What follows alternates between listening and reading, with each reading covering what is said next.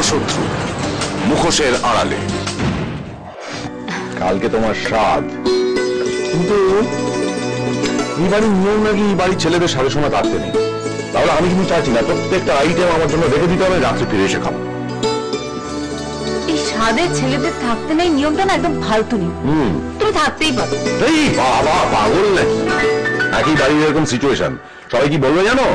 বলবে Amit Mukherjee DSP CID হয়ে বাড়ির সমস্ত নিয়ম ভেঙে দিচ্ছে, আমি ওসবে নেই, রাত্রে ফিরে এসেই খাবো। বাড়ির নিয়ম না ভাঙলেও তুই বড় বৌদির মনটা ভেঙে দিয়েছিস অমিত। আমি বড় বৌদির মন ভেঙে দিয়েছি? কখন, কবে, কোথায়, কেন?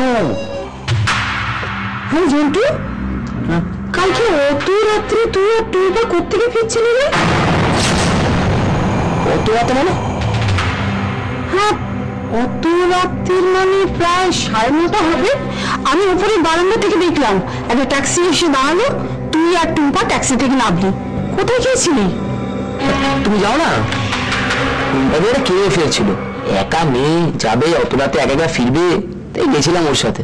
আর তোমাদের বলেই গেছিলাম, আবার ভুলে গেছো? ও হ্যাঁ, সত্যি আমি না একদম ভুলে গেছি। যত বয়স হচ্ছে সব ভুলে যাচ্ছি জানিস তো। যাকে একটু পড়াশোনাটা মন দিয়ে কর বাবা। আসছি।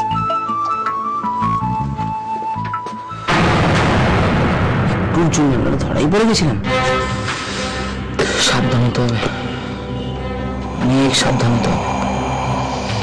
এই অমিত মুখার্জি তোকে ডেকে নিয়ে গেছিল, জিজ্ঞাসাবাদ করেছে, কি বললো? আমাকে জিজ্ঞেস করলো যে আমি বন্দুকটা কেন বদলাবদলি করেছি। তো তুই কি বললি? যা সত্যি কি সত্যি?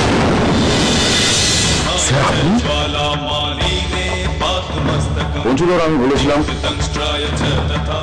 একদিন আমি তোমার হাতে হাত করা পড়াবো, আজ সেদিনটা চলে এসছে।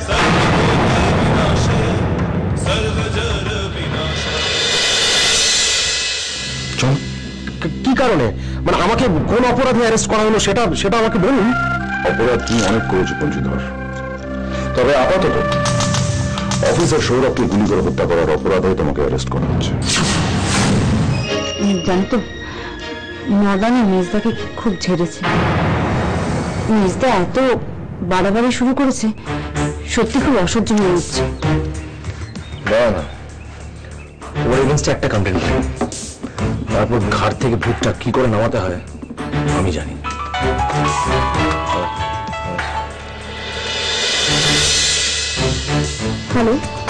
হ্যালো স্যার, আমি তানিয়া বলছিলাম। ডিএসপি স্যার আপনার সাথে কথা বলতেছেন স্যার।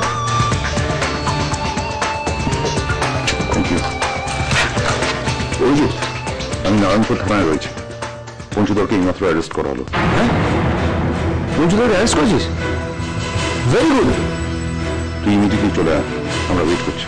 হ্যাঁ আমি এক্ষুনি আসছি। রাখ। তাহলে সেই রিপোর্ট আমি কি হবে?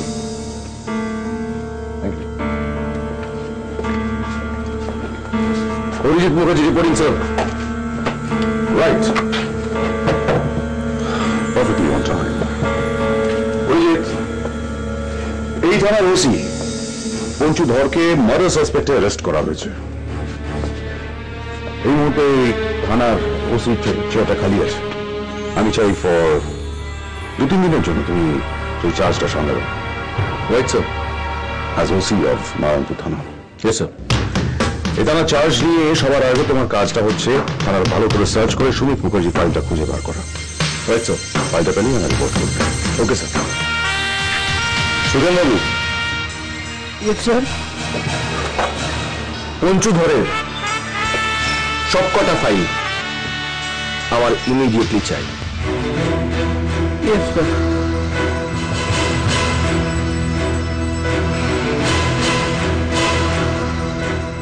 পঞ্চুধর,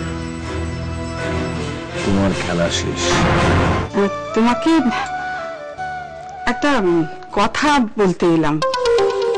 দেখো, এখন হয়তো তোমার স্বামী অভিজিৎ অমিত এরা প্রচুর দায়িত্ব নিচ্ছে, কিন্তু এই স্বাদের ব্যাপারে প্রথম কথাটা তুলেছিল কিন্তু সীমা। এরাও শত্রু মুখোশের আড়ালে।